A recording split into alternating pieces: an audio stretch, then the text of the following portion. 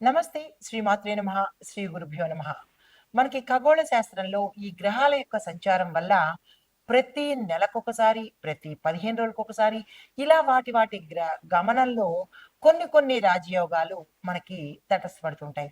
అందులో మాలవ్య యోగము, భద్ర రాజయోగము, మహాలక్ష్మి రాజయోగము, అమలక రాజయోగము ఇలా ప్రతి రాజయోగాలు వాటి యొక్క గమనంలో మా దేశానికి, మనుషులకు, తరువాత రాసులకు ఇలా ప్రతి ఒక్కళ్ళకి కూడా వాటి యొక్క ప్రభావాన్ని చూపిస్తూ ఉంటారు.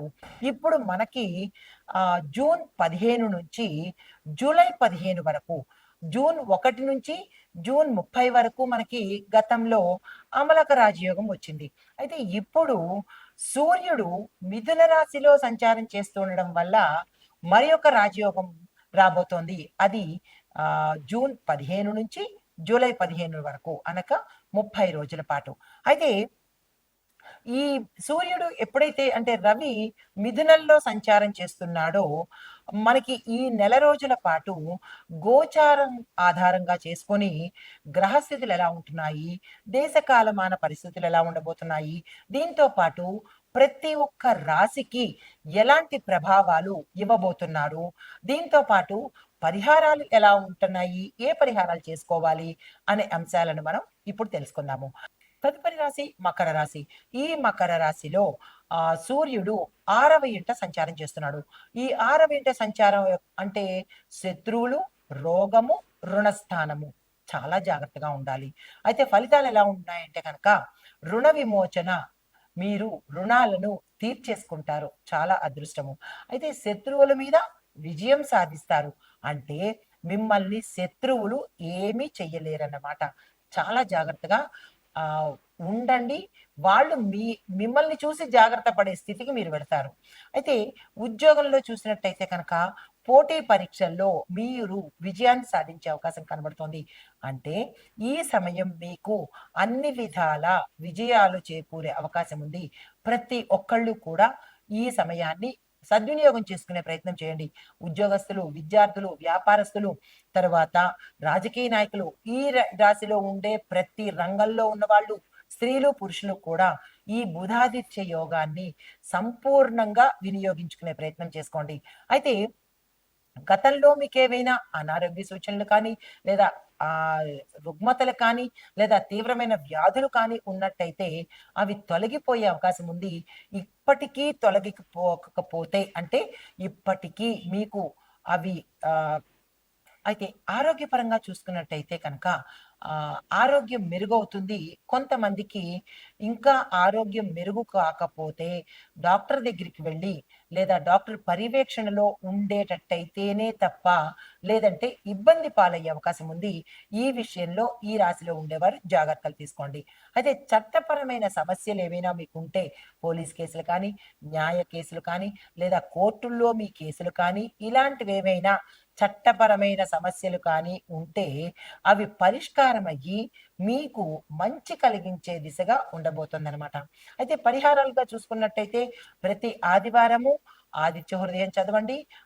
రవి గ్రహానికి సంబంధించిన పూజలు కానీ, హోమాలు కానీ, జపాలు కానీ యథాశక్తి చేయించుకోండి. మాంసాహారాన్ని మద్యాన్ని ఈ సమయంలో ముట్టకండి.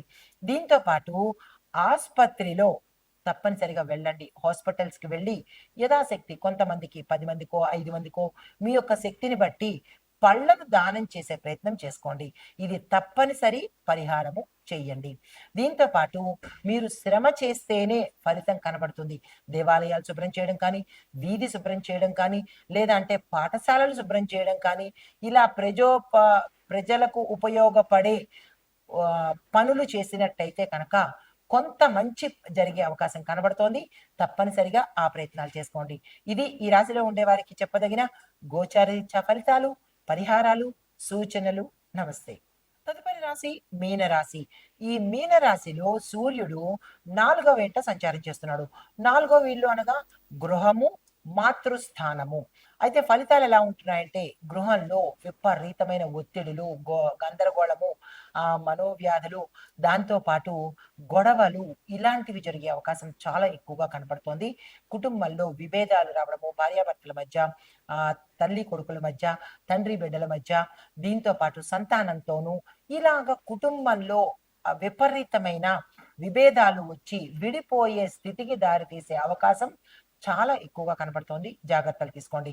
అయితే తల్లి యొక్క ఆరోగ్యం పట్ల మీరు శ్రద్ధ తీసుకోవాలి, దృష్టి పెట్టాలి. వీలైతే బాగు చేయించే ప్రయత్నం తప్పనిసరిగా చేసుకోవాలి. అయితే ఆస్తి కొనుగోలు, మార్పు చేర్పులకు ఏవైనా ప్రయత్నాలు చేసుకోవాలంటే ఈ సమయంలో చేసుకోండి. కలిసొచ్చే అవకాశం కనబడుతోంది. వాహన యోగం కూడా మీకు ఈ సమయంలో కలగబోతోంది. కానీ కొనేటప్పుడు జాగ్రత్తలు తీసుకోండి.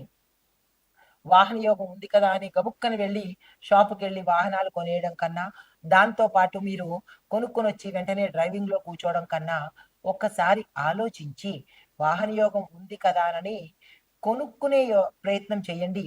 కానీ నడిపే ప్రయత్నం మాత్రం వెంటనే చేయకండి.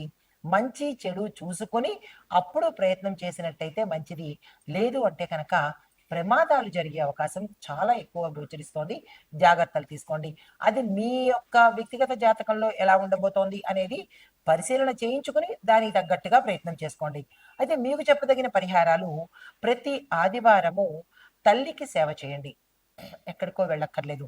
మీ ఇంట్లో మీ తల్లికి సేవ చేసుకున్నట్టయితే కనుక రవిగ్రహము చాలా సంతోషిస్తాడు. బుధుడికి కూడా చాలా ఇష్టమైన పని మాతృసేవ. ఈ పని పరిహారం చేసుకోండి. ఇది పెద్ద కష్టమైంది కాదు కాబట్టి మాతృసేవ చేసుకోండి.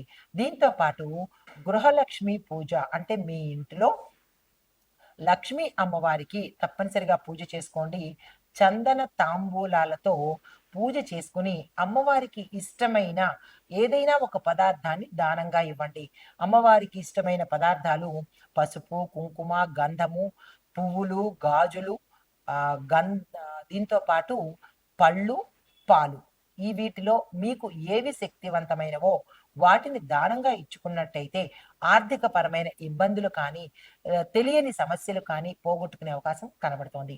ఇది ఈ రాశిలో ఉండే వారికి చెప్పదగిన బుధాదిత్య యోగం యొక్క గోచార రీత్యా ఫలితాలు, పరిహారాలు, సూచనలు. నమస్తే.